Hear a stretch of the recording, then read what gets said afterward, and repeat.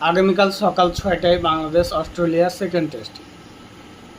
ডারউইনে প্রথম টেস্ট জিতে বাংলাদেশ যেন আকাশে উঠছে, তবে শান্তর খেলোয়াড়দের কথা এবং তাদের চালচলনে বোঝা যায় না তারা আকাশে উঠতেছে। তারা যথেষ্ট মাটিতে পা রেখে চলতেছে।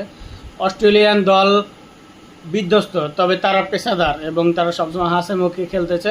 তারা হাসি মুখে থাকলেও তাদের মধ্যে প্রতিশোধের আগুন জ্বলছে, এটাই স্বাভাবিক। ডারউইন টেস্টের মতো ম্যাকাই টেস্ট হবে না, কারণ ডারউইনের পিচ, সেখানকার ওয়েদার ভিন্ন ছিল।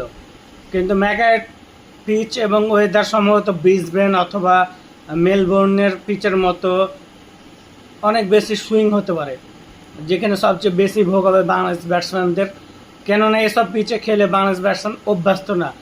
তবে অনেক শান্ত একটা কথা বলেছে যে আমরা ডারউইন টেস্টের জন্য প্রস্তুত ছিলাম না, আমরা অতিরিক্ত সুইং, অতিরিক্ত বাউন্স, অতিরিক্ত ইনসুইং এর জন্য প্রস্তুত।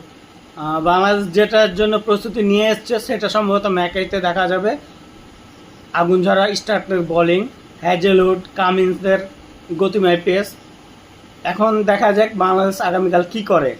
তবে সবচেয়ে বড় কথা, বাংলাদেশি ভক্তরা অতি আবেগ, অতি চিন্তনীয়, অভাবনীয় একটা স্বপ্ন দেখতেছে। অস্ট্রেলিয়ার মাটিতে বাংলাদেশ অস্ট্রেলিয়াকে হোয়াইট ওয়াশ করবে।